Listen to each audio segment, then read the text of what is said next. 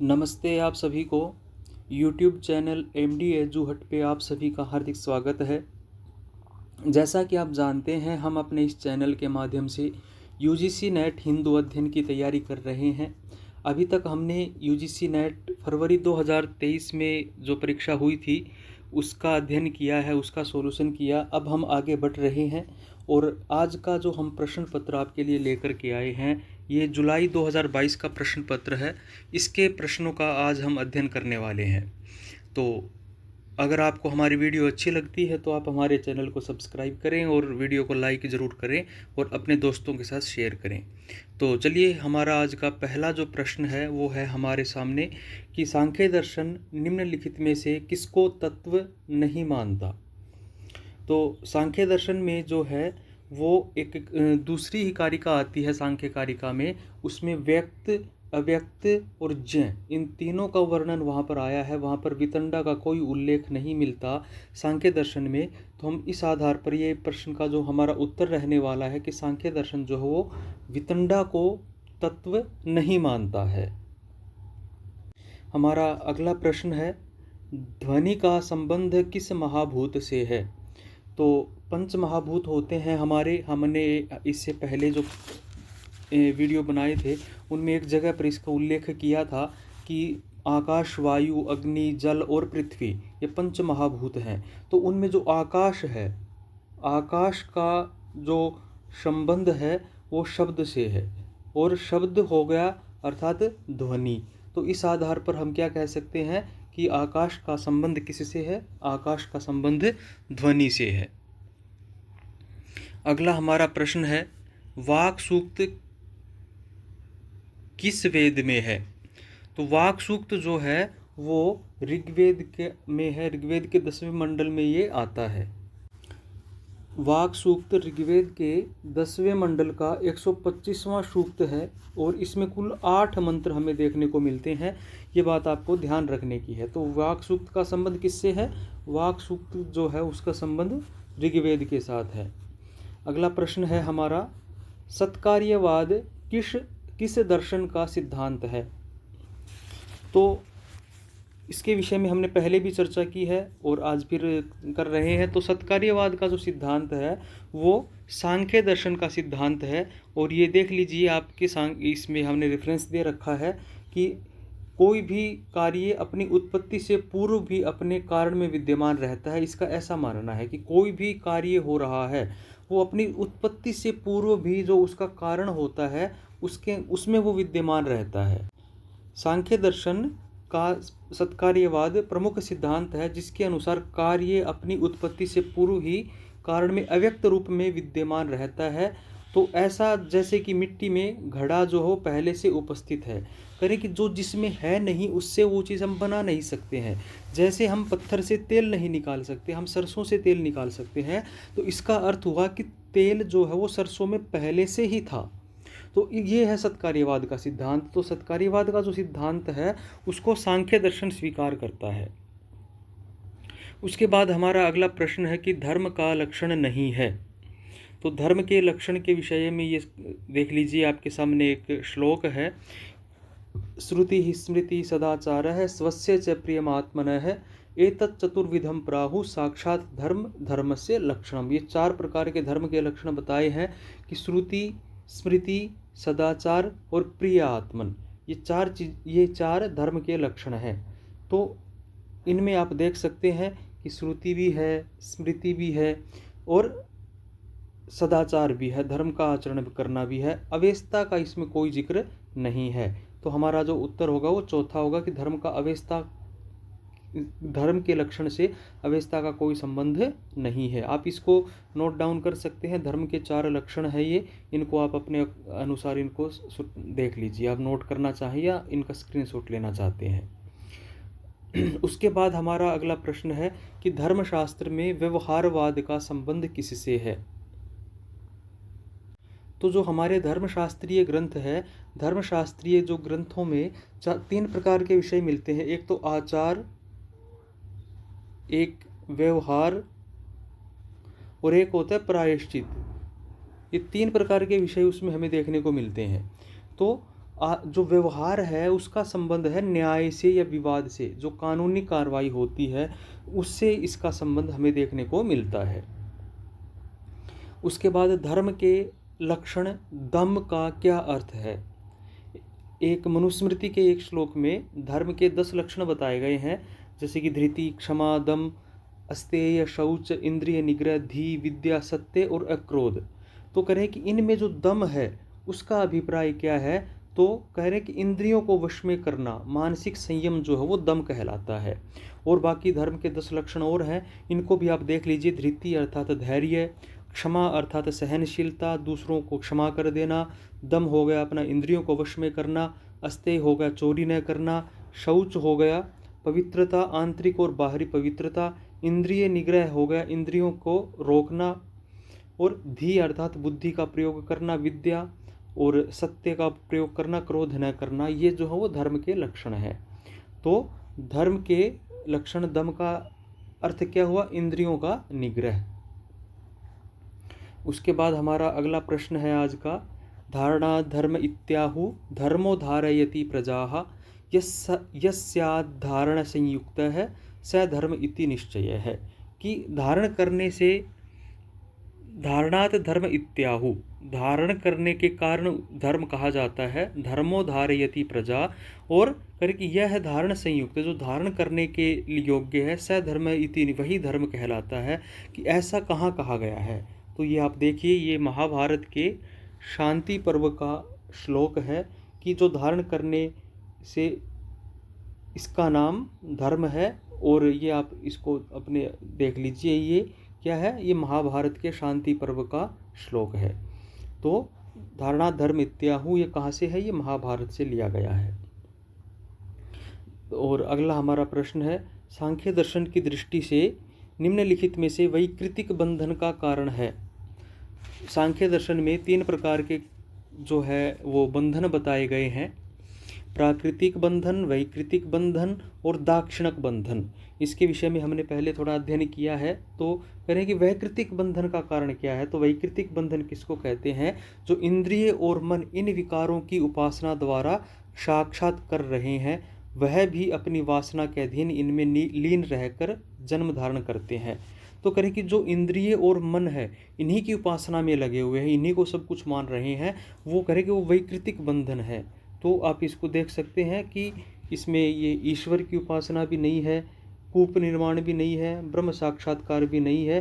वो क्या है, वो तन्मात्राओं को ही परम सत्य मानते हैं। जो तन्मात्राएं हैं उन्हीं को वो परम सत्य मान करके उन्हीं की उपासना में लीन रहते हैं। इसलिए हमारा जो इसका उत्तर रहेगा 9वें प्रश्न का, वो 2 रहने वाला है। अगला हमारा प्रश्न है, अद्वैत वेदांत के अनुसार किन कर्मों का फल इस जन्म में नहीं मिलता, जिन कर्मों का फल इस जन्म में नहीं मिलता उनका फल कब क्या होता है। तो जिन कर्मों का फल हमें इस जन्म में नहीं मिलता उनका वो प्रारब्ध के रूप में वो हमें अगले जन्म में उन कर्मों का फल हमें मिलता है। यह आपका हमारा प्रश्न रहेगा, इसका उत्तर हमारा 3 रहने वाला है। वो नष्ट नहीं होते हैं हमारे कर्म, वो चलते रहेंगे, वो आगे हमें प्रारब्ध के रूप में हमें प्राप्त हो जाएंगे और उन्हीं के अकॉर्डिंग हमें आगे का जीवन मिल जाता है। सांख्य दर्शन के अनुसार निम्नलिखित में से कौन सा कर्म दाक्षिणक बंधन का कारण है। अब पहले वैकृतिक पूछा, अब दाक्षिणक पूछ लिया। तो करें जो साक्षात्कार से शून्य रहकर फल कामना के अधीन होकर केवल इष्ट पूर्त कर्मों में लगे हैं, वे लोग दाक्षिणक मार्ग से चंद्रलोक भोग कर फिर से यहाँ आते हैं, वाटी का निर्माण, प्याऊ आदि का निर्माण करवाना। तो ये हमारा जो है इसका उत्तर क्या रहने वाला है, गुरु स्पर्श की कामना नहीं, गुरु से शास्त्र अध्ययन नहीं, मंदिर का निर्माण ठीक है, भगवान की का स्मरण भी नहीं है। तो इसका जो दाक्षिणक बंधन का कारण क्या है, मंदिर का निर्माण करवाना। उसके बाद ब्रह्म ज्ञान से कौन सा कर्म नष्ट नहीं होता। कि जब व्यक्ति को आत्मज्ञान हो जाता है, ब्रह्म ज्ञान हो जाता है, तो करें कि व्यक्ति के कर्मों से तो छूट जाता है व्यक्ति, लेकिन फिर भी जो उसके प्रारब्ध है जो उनको उसे भोगना पड़ता है। तो प्रारब्ध के कर्मों से व्यक्ति को नहीं छूटता है। प्रारब्ध के कर्म जो है जब पूरे हो जाएंगे उसी के बाद व्यक्ति की मुक्ति होती है। पर्वत के उस पार धुआं है, अतः यहाँ अग्नि वहाँ अग्नि है। यह किस प्रमाण का उदाहरण है? तो करें कि कोई पर्वत है और पर्वत के दूसरी तरफ हमें धुआं दिखाई दे रहा है। धुआं को देख करके हमने क्या अनुमान लगाया कि उधर क्या है, अग्नि है, वहाँ पर आग लगी हुई है। तो ये क्या हुआ, ये अनुमान होता है कि हमने अनुमान किया है कि धुआं है तो अग्नि भी होगी, क्योंकि हमने चूल्हे में देखा कि जब अग्नि जलती है तो वहाँ धुआं उठता है। तो इस आधार पर हमने पर्वत के उस पार धुआं उठता देख करके अग्नि का अनुमान लगाया। अगला हमारा प्रश्न है, व्याप्ति संबंध किस प्रमाण में आता है? तो हमारे प्रत्यक्ष, अनुमान, उपमान, शब्द आदि ये प्रमाण माने गए हैं। तो एक व्याप्ति संबंध आता है, कहाँ आता है, ये आप देख लीजिए। अनुमिति का कारण अनुमान होता है और परामर्श से उत्पन्न अनुमिति है। व्याप्ति विशिष्ट हेतु का पक्ष में ज्ञान परामर्श है। जैसे कि यह पर्वत वह्नि से व्याप्त है, अर्थात व्याप्य है, धूम वाला है, यह ज्ञान परामर्श है। इससे उत्पन्न होने वाला पर्वत वह्निमान है, यह ज्ञान अनुमिति है। तो यहाँ पर जो व्याप्ति का ज्ञान हमें मिल रहा है वो व्याप्ति का जो संबंध है कि कोई चीज़ किसी से व्याप्त है, ये कहाँ पर मिलता है, ये हमें ये अनुमान प्रमाण के अंतर्गत आता है। किस प्रमाण को सभी दर्शनों ने स्वीकारा है? देखिए, हमारे भारतीय परंपरा में मुख्य रूप से 9 दर्शन है और उन 9 के 9 दर्शनों ने अपने अपने प्रमाण स्वीकार किए हैं। मैं आपके सामने सूची रख रहा हूँ, इस सूची में आप देख लीजिए हमारे 9 भारतीय दर्शनों ने किसने कौन सा प्रमाण माना है। तो न्याय दर्शन ने 4 प्रमाण माने हैं, प्रत्यक्ष, अनुमान, उपमान और शब्द। वैशेषिक दर्शन 2 प्रमाण मानता है, प्रत्यक्ष और अनुमान। सांख्य दर्शन 3 प्रमाण मानता है और योग दर्शन भी 3 प्रमाण मानता है, प्रत्यक्ष, अनुमान और शब्द। पूर्व मीमांसा जो है वो 6 प्रमाण मानता है, प्रत्यक्ष, अनुमान, शब्द, उपमान, अर्थापत्ति और अनुपलब्धि। वेदांत दर्शन में भी 6 प्रमाण माने गए हैं। बौद्ध दर्शन में 2 प्रमाण है, प्रत्यक्ष और अनुमान। और जैन दर्शन में भी जो है वो 3 प्रमाण है, प्रत्यक्ष, अनुमान और शब्द। और चार्वाक दर्शन केवल प्रत्यक्ष को प्रमाण मानता है। तो इन सभी 9 के 9 दर्शनों में एक प्रमाण कॉमन है, वो क्या है, वो प्रत्यक्ष प्रमाण है। ये सभी के सभी जो हैं वो प्रत्यक्ष प्रमाण को सभी दर्शन स्वीकार करते हैं। बाकी के विषय में मतभेद हो सकता है, लेकिन प्रत्यक्ष प्रमाण के विषय में किसी में कोई भी मतभेद नहीं है। तो हमारा जो उत्तर रहेगा वो ये 4 नंबर वाला रहने वाला है। अगला हमारा प्रश्न है, मैं सूर्य को देख रहा हूँ, यह सूर्य ज्ञान का कारण क्या है? कोई व्यक्ति है, सूर्य को देख रहा है, तो सूर्य को देखने के पीछे उसका किस प्रकार का ज्ञान हो रहा है, वो किस कारण से देख रहा है? वो प्रत्यक्ष रूप से देख रहा है, वो उसमें साक्षात देख रहा है। तो यहाँ पर प्रत्यक्ष इसका प्रमाण है, प्रत्यक्ष प्रमाण से ये चीज़ हमें दिख रही है। यदि 2 पक्ष सत्य को जानने के लिए शास्त्रार्थ करें तो ऐसे शास्त्रार्थ को क्या कहा जाता है? वाद कहते हैं, जल्प कहते हैं, वितंडा कहते हैं, तर्क कहते हैं। तो करें कि ये जो है वाद किसको कहते हैं? जहाँ पर वादी और प्रतिवादी किसी विषय पर तत्व ज्ञान के लिए प्रतिवाद करते हैं। तो सत्य को जानने के लिए जहाँ पर शास्त्रार्थ किया जाता है उसको क्या कहते हैं? उसको वाद कहा जाता है। कोई वर्तमान संदर्भ में दूरदर्शन पर होने वाली अधिकांश राजनैतिक चर्चाएं किस कोटि में आती हैं? आप देखते होंगे टीवी चैनल्स पर, न्यूज़ चैनल जो है हमारे, उन पर पूरे दिन बहस चलती रहती है, डिबेट चलती रहती है। तो अगर उनको हम किस कोटि में रखेंगे? वाद में रखेंगे, जल्प में रखेंगे या वितंडा में रखेंगे? तो हम उनको वितंडा की कोटि में रखेंगे। वितंडा की कोटि में क्यों रखेंगे? वितंडा में क्या होता है कि अपनी बात नहीं रखनी है, केवल सामने वाले की बात को काटना है। और डिबेट्स में आप देखते होंगे कोई अपनी बात कम रखते हैं, सामने वाले की बातों को ज़्यादा उछाल के वो दिखाते हैं। तो यही बात है कि ये वितंडा की कोटि में आता है।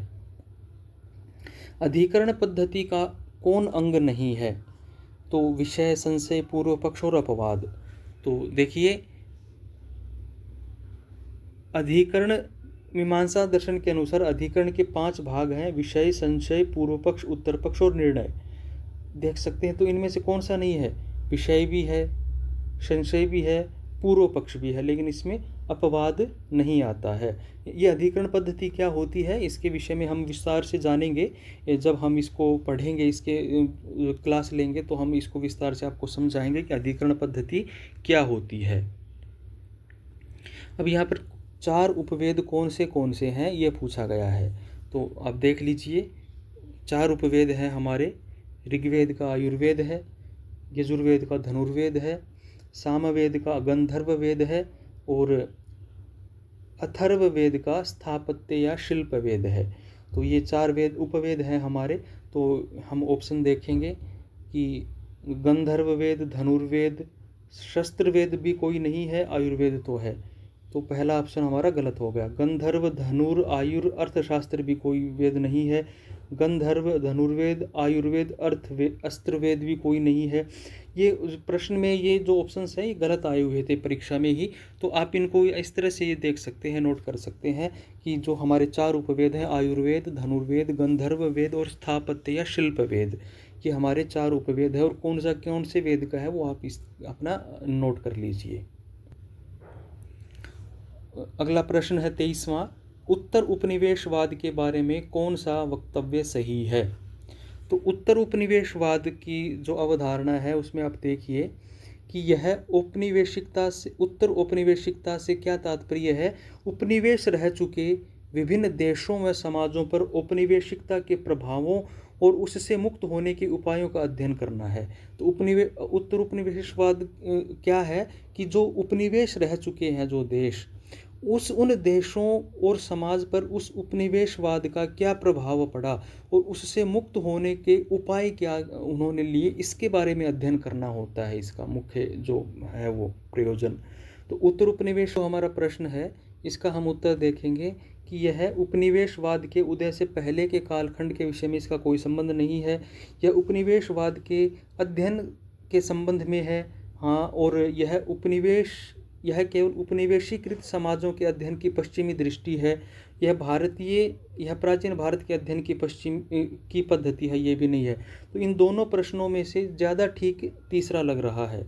ये दोनों एक जैसे हैं लेकिन उपनिवेशीकृत समाजों के अध्ययन की पश्चिमी पद्धति है, ये बात सही है, क्योंकि इसमें उपनिवेशीकृत समाज है उनका ही अध्ययन किया जाता है और उनके विषय में उन पर क्या प्रभाव पड़ा, उनके सांस्कृतिक और सामाजिक जीवन पर किस प्रकार का प्रभाव रहा है, ये इसमें अध्ययन होता है। प्राच्यवाद और गैर पश्चिमी संस्कृतियों को समझने की पाश्चात्य विधि है। यह विचार ओरिएंटलिज्म नामक पुस्तक में प्रतिपादित है।